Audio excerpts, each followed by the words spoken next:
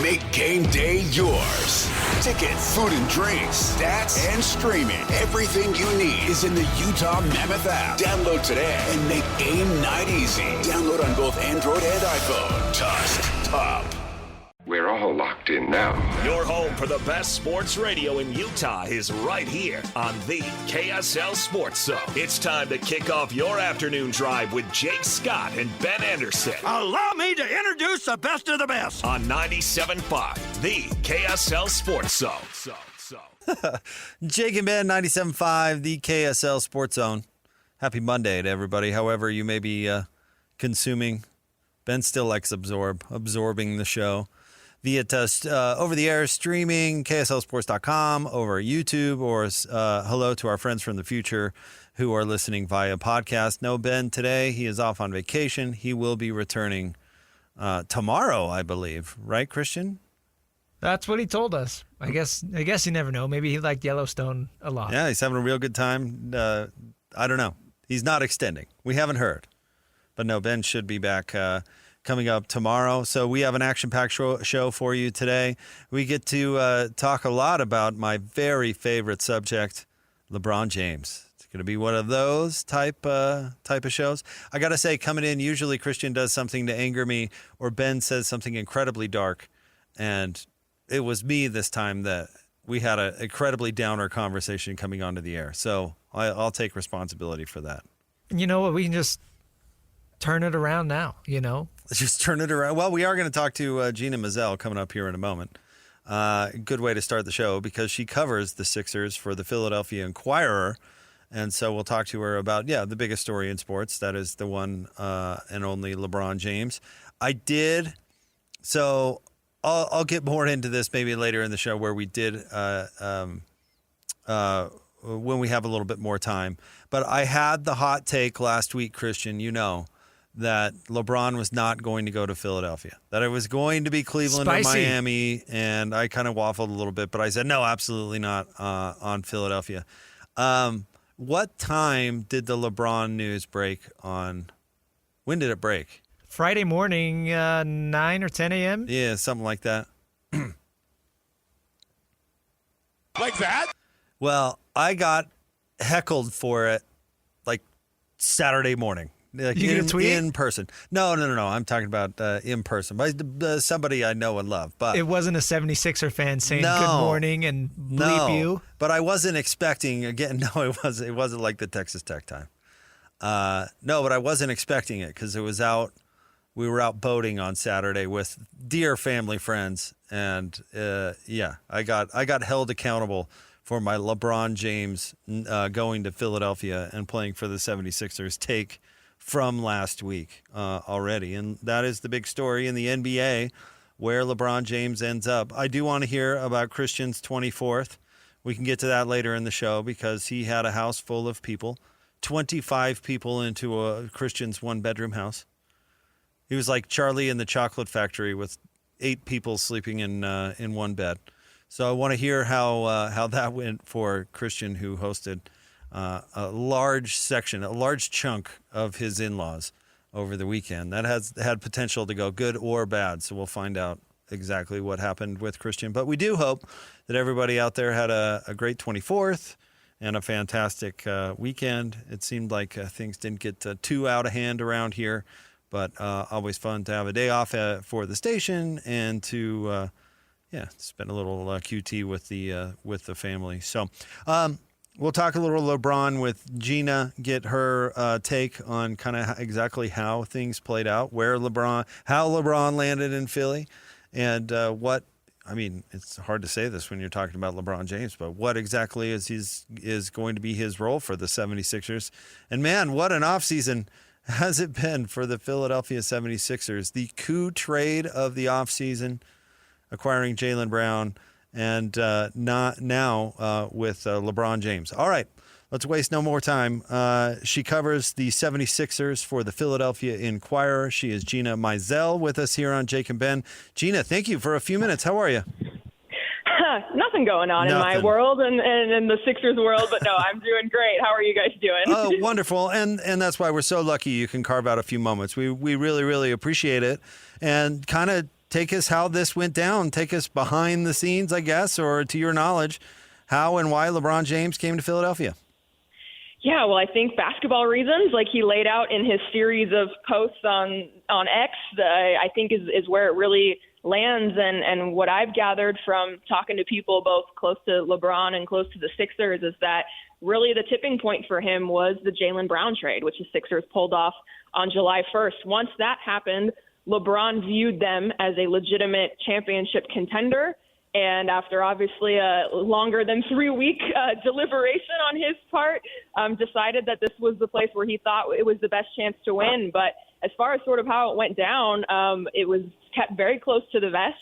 I know there are people that are, in positions with their workplace that normally would be kept in the loop on news elements like this that found out basically when all of us found out, or found out very closely after, that basically LeBron told his agent, Rich Paul, that he would deliberate with his people, that when he made his decision, he would tell Rich, and then Rich would call whichever team that was. And that obviously was the Sixers, and then created a very busy Friday for myself and many others. Yeah, I bet. So obviously Jaylen Brown talking trash about Bronny didn't bother him that much. Yeah, and Jaylen Brown also, called Joel Embiid a flopper after the playoffs. Right. And so, no, I think, again, these are guys that are able to put their professionalism on. And so, no, I mean, the fact that, again, LeBron chose the Sixers because of the star power they had in place, and that the Jaylen Brown trade was basically the kind of inflection point on making them a contender for his services. I don't think he's taking that too much to heart. Yeah, obviously not, for sure. Let's talk about the fit on the floor. You've been doing this a long time. How do you think LeBron fits in? I mean, is he going to be asked to, what's he going to be asked to do?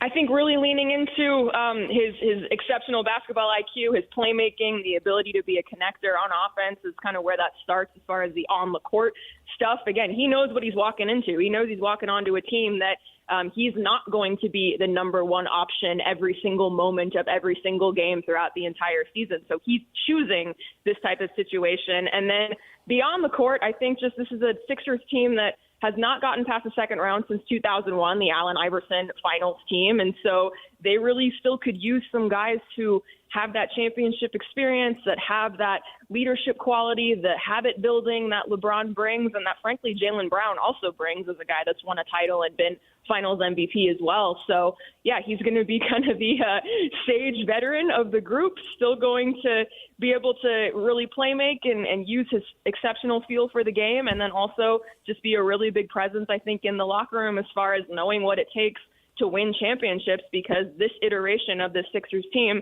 has not been able to get over that hump yet.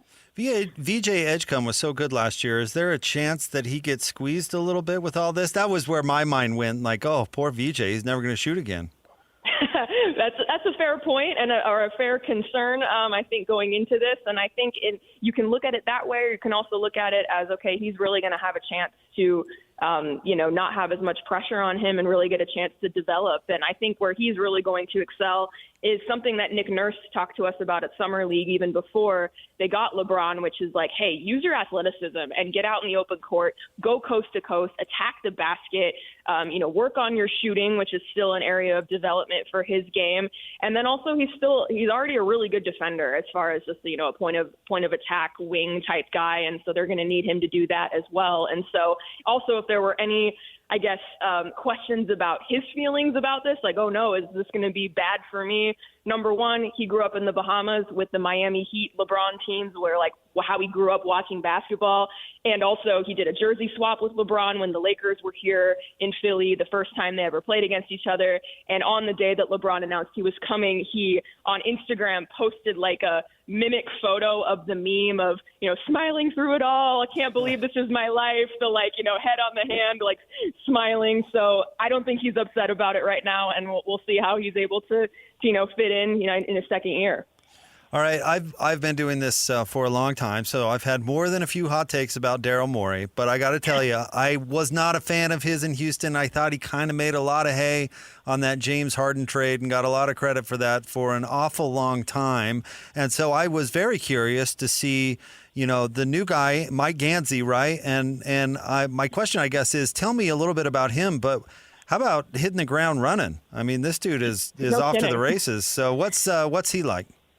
Yeah, no kidding. Gotten a chance to get to know him a little bit. I sat down with him in Vegas for an interview, and that was really my first time getting to talk to him extensively. And very laid back, very personable, very kind of just unassuming type of personality, which is also a little bit different from Daryl Morey, which not saying one is better than the other, just saying they're different personality-wise. But he grew up kind of in Northeast Ohio actually at the same time as LeBron. So they were playing high school basketball at the same time. So they've actually known each other kind of tangentially since they were teenagers, but then went back after his playing career was done at West Virginia and overseas, and he built his career in the Cavs front office and sort of ascended through that organization, was, on the lower front office side, then was their G League general manager, and then got all the way up to general manager, the second in command behind Kobe Altman. So this obviously was his first chance to run a team and get that type of opportunity. And you're absolutely right as far as hitting the ground running, and in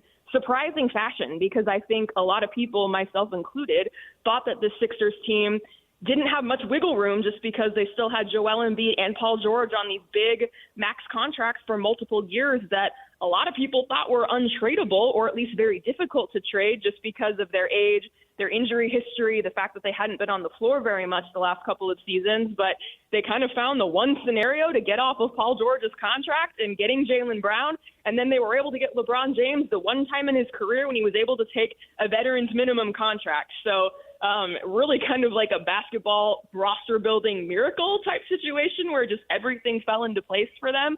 But, certainly Mike Gansey, it deserves a lot of credit for that, and really has gotten this front office off to a very, very strong start, at least on paper. Yeah, I can't believe they got off Paul George, let alone land Jaylen Brown. I mean, I have basically, have you heard how that, now that we're a little further away, how that actually happened? I mean, was Philly surprised when that was even an option? It was a situation where after the Giannis Antetokounmpo trade happened and he went to Miami, Mike Gansey kind of said, well, let's make a call. And Boston was at least receptive to having conversations. And then they kind of just kept going back and forth, for that period of time. I guess Giannis was traded right before the draft. So maybe for about a week or so, they were just going back and forth. And then, on July 1st, when we maybe kind of thought the first break in the initial free agency flurry was about to hit, it's like, boom, this blockbuster trade. So again, kind of just an example of, you always make the phone call, and you always, just the worst someone can tell you is no, or hang up the phone and laugh in your face. Yeah, but right. But the Celtics did not do that. And now it's a situation, like you said, where they still have a big contract. Jaylen Brown's on a big contract, but he's in his prime. He's, coming off a career season and obviously is, I think, an unquestioned upgrade over this version of Paul George. Always make that phone call. You're totally right. You absolutely never know. So now where does Philly stack up in the East in your mind? Do you think they're clearly a favorite? Are they right top tier? What do you think? I think you obviously got to start with the New York Knicks. They deserve that respect after what they were able to do on that run to the championship. But I think after that, I think the Sixers are right in the mix with teams like Detroit. We'll see what the Celtics look like now without Jaylen Brown, but bringing Jason Tatum back for a full season. What does that look like? Where do the Cavs slot in? Where do the Raptors? Do they actually get Kawhi? Where do they fit into this whole thing? So the East is going to be really, really interesting this year as far as the depth of the conference. And, obviously things like health will always be a factor and a variable as far as all that's concerned. But I think the legitimate title aspirations are realistic for this team. And so, you got to give all the respect to the Knicks as the defending champs. But as far as the biggest challengers to them, and then, in the West with the San Antonio Spurs and the Thunders of the world, I think the Sixers are kind of right in that mix behind the Knicks. To your point on health, are they still too dependent on the health of Joel Embiid? This certainly takes some pressure off, I think, as far as now the Sixers universe will not just revolve completely around Joel Embiid. And even going back to his final press conference after their season ended and when they were swept by the Knicks, he was actually relatively optimistic and hopeful that even though he had the appendectomy, he had an oblique injury early on or late in the season last year, they feel like they had figured out how to manage his knee, which was of course, his chronic issue over the last couple of seasons, and that between him, the strength and conditioning staff, the medical staff, they felt like they knew what they were going to, how to get him to where he could play on a more consistent basis. So again, actions over words. We'll see if that actually comes into play and he's able to, log more games this coming season. But as far as fit and kind of style of play and everything we were talking about before, I'm just really interested to see how much the offense is catered toward him versus the young guards versus Jaylen Brown versus LeBron James. There's going to be a lot of figuring out to do, but the Sixers are better when Joel Embiid is healthy, or they're at their best version when he's healthy, and I think that's still the case. But I do think things are now shifting a little bit in that he's not the center of the universe every single day moving forward. So it's going to be a change for him, I think. What's he like? What's he like to cover? I enjoy it, honestly. He's a guy that he's going to speak his mind. He has the Troel Embiid moniker on Twitter for a reason, but him and I have a good rapport, and he always has interesting things to say. But again, the last couple years have been a struggle for him injury-wise. He's admitted that mentally it's been a challenge at times, and that he's been seeking therapy and things like that. And so, again, I think a lighter load on him in every sense of the word, I think, could go a long way for him. So I'm interested to see what this version of Joel looks like with a star-studded cast around him. Being in the media, as I mentioned, for a little while, it's stories, or let me say this: interesting things to talk about come and go, right? But the demand for stories is always consistent, and so you've got to enjoy the time when stories are plentiful, because that doesn't always happen that way. So you are right in the world's best storyline market at the moment. Enjoy it, and we appreciate you coming on with us. No problem. Thanks for having me, guys. Thank you, Gina. Thank you very much. There you go. That is Gina Mizell. She covers the Philadelphia 76ers for the Philadelphia Inquirer. She was really good. Gina's been doing it for a long time. Yeah, great stuff. As you said, Philly is all of a sudden the center of the NBA right now because of LeBron, and that's just the gravity that he brings. So I thought she gave good answers on what his role will be kind of with this stacked squad that they find themselves with all of a sudden. It'll be I will be curious to see the dynamic, because the role he should play for the Philadelphia 76ers, he would probably average 15 points, 13 points maybe, but then also average, 8 to 10 rebounds and maybe 8 to 10 assists. So is the ego able to say, oh man, those numbers, the newspaper the next day and the box score isn't going to look great, but that's what would give his team the best chance to win. I agree. And she kind of alluded to it. I saw some reports this morning saying that LeBron might be playing kind of a point guard role, the distributor, helping set everybody up because he's got his famous basketball IQ. But the problem is that Maxey is the point guard. Right. And VJ Edgecombe needs to have the ball to be effective. So honestly, the best role for LeBron is stand there and be a connective passer and make open shots when you're given and rebound. But I don't think none of that is glorious. None of that is dribbling while the announcers talk about how good you are. A lot of that is unseen. You know what I mean? Exactly. The good news for him, though, I think he could probably continue to cherry pick and get a lot of easy buckets that way. A lot of young legs on the floor with him. Yeah. Him and Joel, both two best cherry pickers in the league. Exactly. It's tough to get back on defense. So I don't know. I don't think it's and again, we can talk a lot about this. I think Nick Nurse is a flawed but decent coach, but I think he's got a really interesting challenge. Because think about it. LeBron should probably be their power forward. Again, what does power forward even mean anymore? But I don't know if he should be their point guard. He should be he could be utilized, I think, in other ways. Jaylen Brown had the ball the entire season last year. Doesn't want to give it up. That's exactly why he demanded a trade. Absolutely not. He had his favorite season of his entire career last year. Just Why so is happened that? to be the one that he had the ball the most. He had the ball the whole season. Didn't have to share with Jason Tatum. Really could just bask in it. Even when Tatum came back, Tatum I thought was pretty appropriate about it, not trying to throw his weight around. And Jalen had a great time. I don't think he wants to come into a situation where he doesn't have the ball. At least doesn't have the ball a lot. So I think it's actually going to be a big challenge for Nick Nurse. Not unlike the challenge I guess Spo had when they first put together the Heatles. Managing egos is a thing. I know, but what worked with Spo?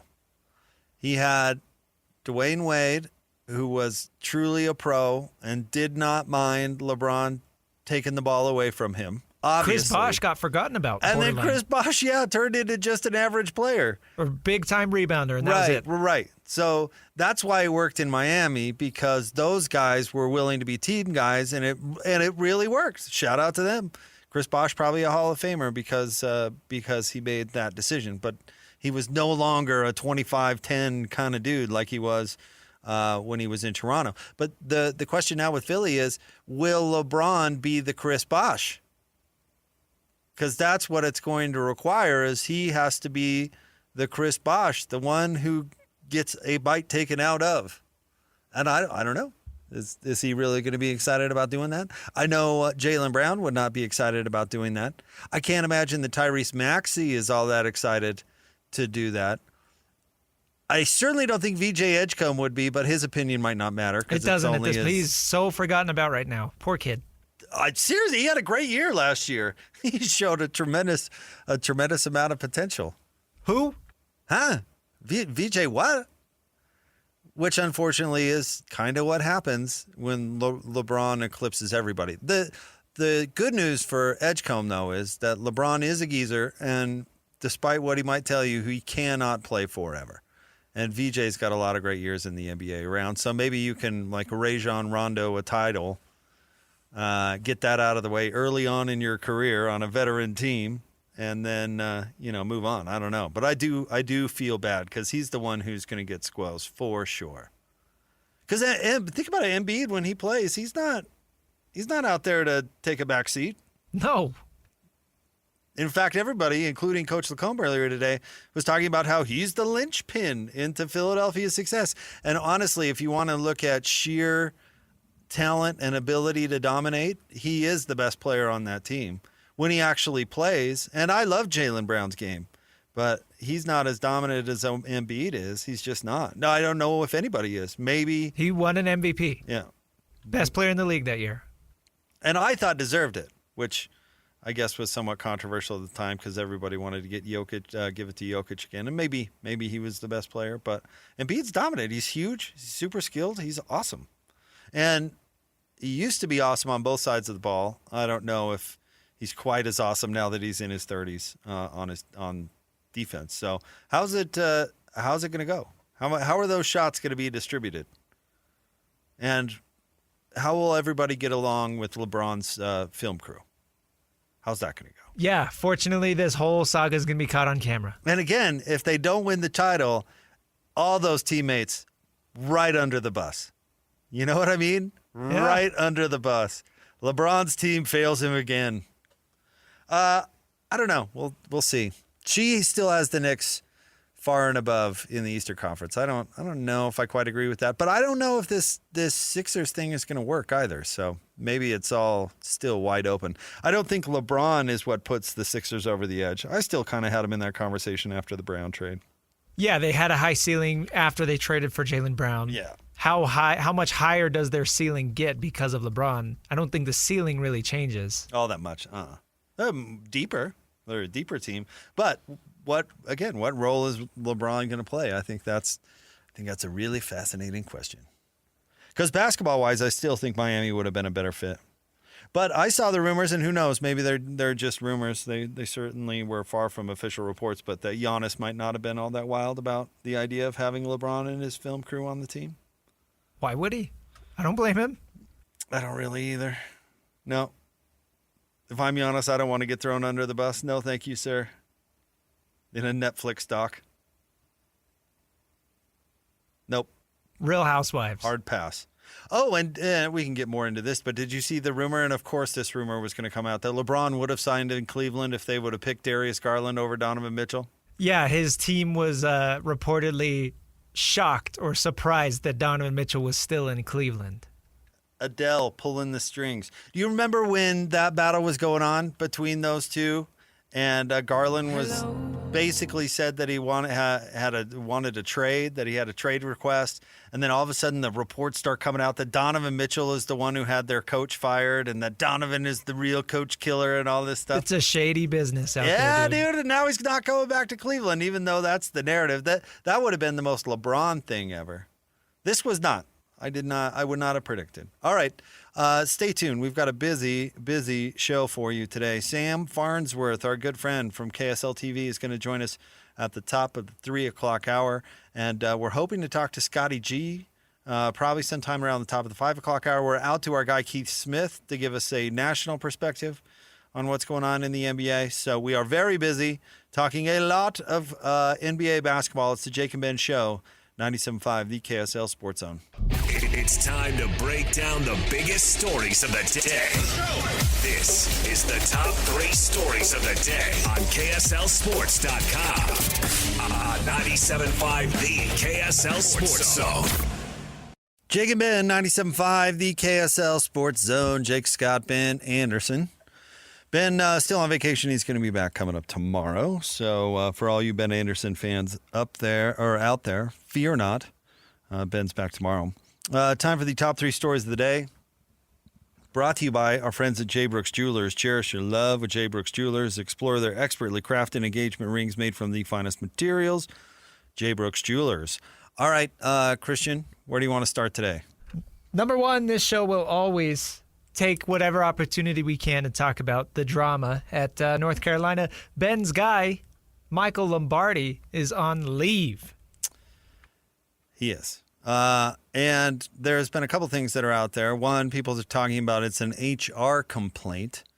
But then Pablo Torre, who's been covering this story, says in addition to the Mike Lombardi HR matter, the University of North Carolina football team is also being investigated by the College Sports Commission, the entity which handles compliance and enforcement of NCAA and NIL rules. Now, the good news for Lombardi is that organization does not have any teeth. It's not like they could punish him anyway, even if they wanted to. But the HR complaint makes me kind of wonder. Yeah, that's especially when it's left so vague like that. Like that. Dang it. Right. It really makes you wonder. Which is kind of unfair to him, honestly. If it's something that's benign. If it's something that's benign, I'd be like, no, don't do that. You can tell him what's going on. Right. Because, yeah, HR complaint, where our mind goes all over the place.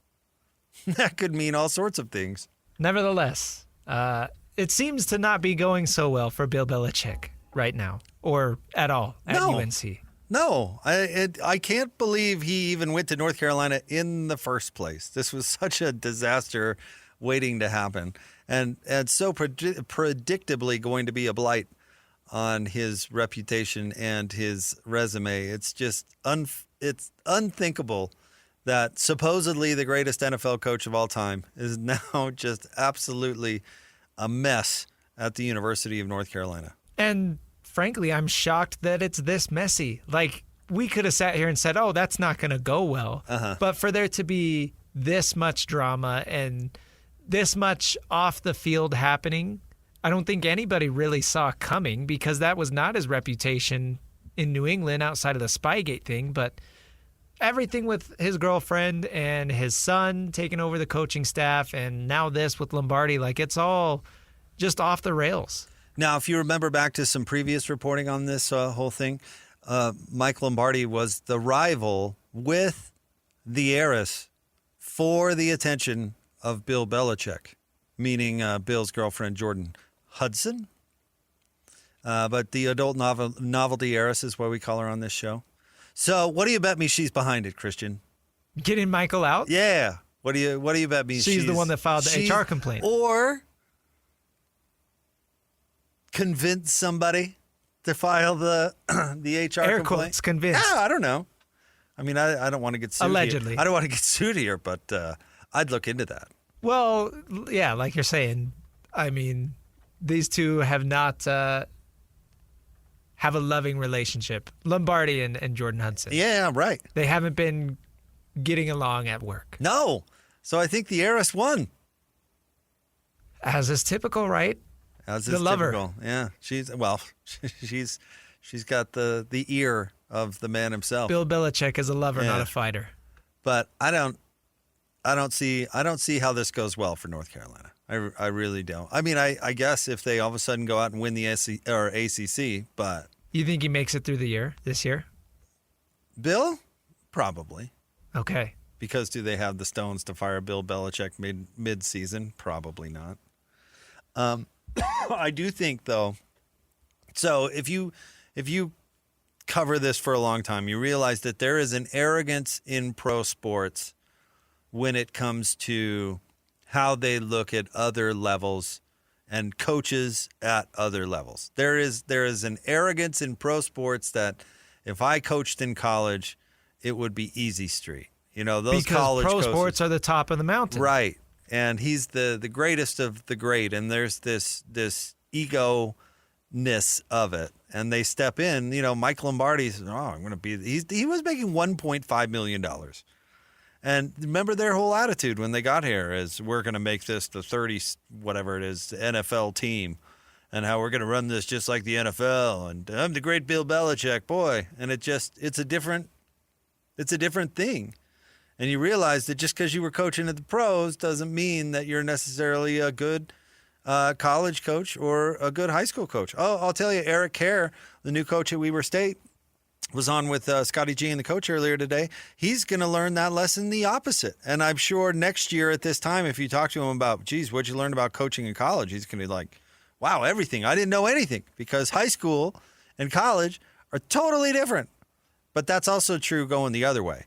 You know, pros coming into college to coach college basketball. You know, I bet you Alex Jensen is learning some lessons. Kevin Young's probably learning some lessons about how, well, I thought it'd be a little easier stepping into college, you know. Regardless of your success level, you learn a ton of lessons because it's a totally different game.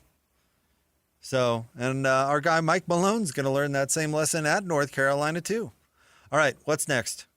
Number 2, Brian Kelly, along with Doug Peterson, were both hired by CBS as analysts this morning. Brian Kelly's actually going to be on the call for BYU versus Colorado State. You think he's going to bust out his fake Cajun accent? Man, I hope so. I mean, if we're lucky, fingers crossed. I wonder how good he will be as an analyst. The problem with taking these coaches that are just taking gap years or whatever is they don't care, and then they don't do a very good job, and then they're gone next year. I don't know. Brian Kelly certainly didn't succeed at LSU, but was he bad enough that he's never going to get another job again? I doubt it. So he's going to be doing this gig for CBS, and then he'll be somewhere else. But the problem is, in the meantime, what kind of job do they do? Especially as a game analyst, because that takes a lot more work than just showing up to a studio. Like Urban Meyer, before he was on Fox, before he took the Jacksonville job and then went back to Fox, and he did a pretty good job. But in the studio is another thing. I mean, that's easy street. Brian Kelly, where is that BYU Colorado? Is it in Boulder? Or is it in Provo? Either way, it requires a lot of travel and travel days before the game, specific prep meetings, all these things that coaches, that take effort, that a lot of times coaches just riding out the gap year aren't necessarily willing to give. It's a lot of work. It's an actual job. It's not just a fluff piece that, you know, you get to show up on Saturday mornings and have a good time. But sometimes they treat it like that.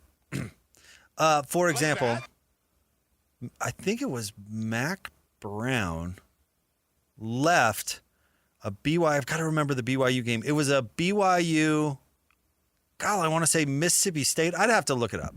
But anyway, it was a BYU game that it was one of those long games, overtime, whatever, that went into the wee hours. And I think it had to be Mac Brown. I should remember these things specifically before I bring them up. But he left the broadcast, Christian. Totally. Just like I got a plane to catch. Y'all have a nice day. And then just bounced. It's like, Coach, you could Really? That? could have gotten a hotel room and then gotten the first flight out in the morning. You know, Salt Lake International has a lot of, I don't know if you know this, but it's a Delta hub. It's got a lot of flights that come in and out all day long. You could have just, I don't know, crashed at the Marriott. Again, it's these personalities that think that they are too big for this job. As you're saying, they're treating it like a gap year. Yep. And CBS is probably paying him $1 million because they're so excited to have his name around the building. And some poor producer now is like, oh, great, I got to prop up Brian Kelly for an entire season. That sounds terrific. But yeah, Brian's got to fly into Denver. You got to drive to Boulder. You got to do all those things. I don't know. Maybe he'll want to do it, but I doubt it. I can't imagine. No. All right, what's next? Number 3, more on LeBron to Philly. So it was Shams actually reporting that LeBron James is going to play at least some point guard for the 76ers and help facilitate for the other stars on his team. Yeah, because Shams would know that. Right. Because where does Shams Best get basketball mind I know, Shams. Where does Shams get his information? Isn't that funny that Rich Paul is already speaking that? Adele's already speaking that into the universe. It's going to be the point guard. Hello. Going to run the show. Yeah, it wasn't Nick Nurse that told Shams. There wasn't Nick Nurse that did any of that. Nick Nurse didn't come out and say that. No, heck no. That's them just trying to speak this role onto the team to be, this is going to be about LeBron. This title is going to be about LeBron James and his swan song. We can talk about this more later, but this feels, you know, if you want to talk about, I guess last week we were saying that if it truly is about lifestyle, you're picking Miami. I kind of thought if it's about his role in basketball, I thought he'd pick Miami. If it's about the narrative, which I kind of thought it would be, then he was going to go to Cleveland. This feels like it will be seen Karl Maloney to me. What do you mean? Karl Malone left the Jazz for one season to go to form this super team you mean bandwagon. with the Lakers, and then it came up short, in large part because Karl got hurt. But in the perspective of history, I think the NBA world looks at it as desperate. Yeah. And it was kind of desperate, right? And Karl did the same thing. He passed on I think Larry had a contract worth somewhere in the neighborhood of $25 million for Karl to stay and play with the Jazz. And Karl took a vet minimum, you know, whatever was left kind of deal, and went to the Lakers. And they got all the way to the finals, and they came up short. And I think for the most part, it's looked at as a thirsty move by Karl, not a one last crack kind of thing. Right. Out of the teams listed and in the conversation, Philly, before LeBron James, has the best chance at winning a title, presumably, right? I do wonder if the lifestyle thing also plays into it, because have you seen he's reportedly going to live in New York City and helicopter to Philly? Which, how could I put this? What is it with LeBron crapping on these markets? He's on the golf course and he's just crapping on Memphis out of nowhere. Do you remember that video? I don't know if we play that for the audio vault where he was just talking about I think we did, yeah. What a crappy city that Memphis is and how they should move it to Nashville. Dude, Philadelphia used to be the capital of this country. I have multiple friends who've lived in Philly and love it. My friend Sarah lives there now and she loves Philly. What's up with you too good for Philadelphia? One of the great cities in this fine country? Got a helicopter in from New York? How pretentious is that? What was did he ever have the name of like his media studios or whatever that he started in LA? Wasn't that like his whole thing, right? He wanted to move to LA to start all this production stuff, right? Right. So I just wonder if he's moving a lot of that to New York City now because, you know, that is the LA of the East Coast. Can you imagine Salt Lake, how this market would react if they got a big basketball player and they're like, yeah, we're going to chop her in from Vegas? Yeah, it's only a 45-minute flight. Oh, man, we would take such offense to that. You know what I mean? Yeah, that would be really funny. If you're a Sixers fan, don't you look at that and say, what, you're too good to live in Philadelphia? And Philly fans are psychos. Well, I know Philly's got its quirks and Philly's got its problems, but who doesn't? You know what I mean? Well, I'm saying that you don't want to tick off that fan base. No, I certainly wouldn't want to insult where they live. But yeah, good luck with your helicopter ride. I'm sure the Upper East Side of Manhattan is lovely. It's LeBron's world, and we're all living in it. Living right there, yeah, I'd say. So, anyway. Also, yeah, it's Donovan Mitchell's fault. He's not in Cleveland. I found that storyline also somewhat entertaining. We'll get into more of this throughout the show. Sam Farnsworth joins us at the top of the 3 o'clock hour. More next, 97.5, the KSL Sports Zone. All systems go. This is Jake Scott and Ben Anderson. Now, every day from 2 to 6 on 97.5, the KSL Sports Zone. Jake and Ben, 97.5, the KSL Sports Zone. Sam Farnsworth is going to join the show at the top of the 3 o'clock hour. Of course, our buddy from KSL Channel 5. We want to remind you that we're teaming up with Beehive Meals, honoring people that impact youth sports in our communities. Nominate the youth sports volunteer you know for the Beehive Meals Hero of the Week. You can do so at kslsports.com/contest. Then listen every Thursday afternoon to this show, Jake and Ben. It's the Beehive Meals Hero of the Week. Christian has an update for us on the Mike Lombardi story at North Carolina. He's been put on administrative leave thanks to some sort of HR violation. And now perhaps they're also being investigated by the NCAA. But, Christian, you've unearthed a juicy detail. According to some sleuths going through his Instagram, apparently he was a sucker for thirst traps. And for us old people, Christian, you define thirst trap as? Well, I don't really know the ultimate goal, really. It's just a provocative picture or video? Right. Okay. Provocative picture or video. Okay. But he was on his Instagram. He would go through and repost these. Like, it's one thing to just view them, but he was reposting them, or at least one. Maybe he thought he was on his burner still. I don't know, but got to get that out there. He was had a soft spot for the thirst trap videos. For those thirsty videos. Okay, all right. Well, that's probably not a good sign. Oh, I honestly don't understand that impulse that people need to share that part of their lives. You can keep that personal, Mike. Yeah, I don't know. Keep that. But you think it's he did not switch accounts. That properly. definitely, or maybe it was an accident, right? Maybe he accidentally reposted it. But no, I think it's just sometimes these guys just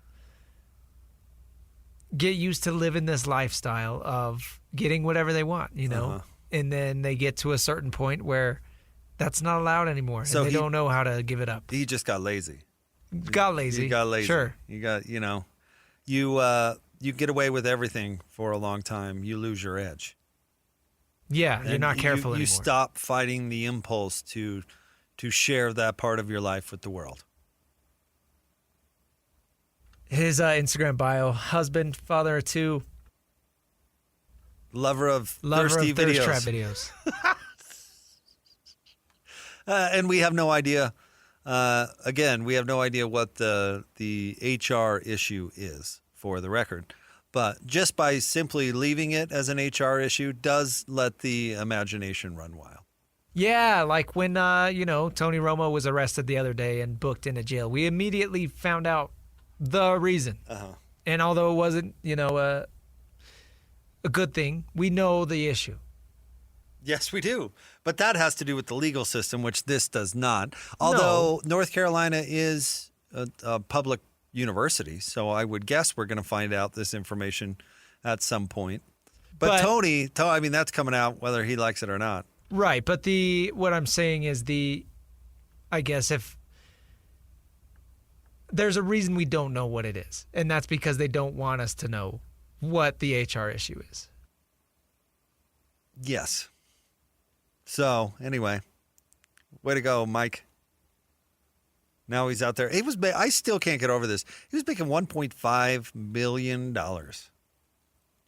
I mean, I don't even know what a GM is. Such a fairly new position in college football. It doesn't mean anything. Every GM for every college football team or a college basketball team has a different job. It's not a real job. It's a made-up title. And sure, some of them do things.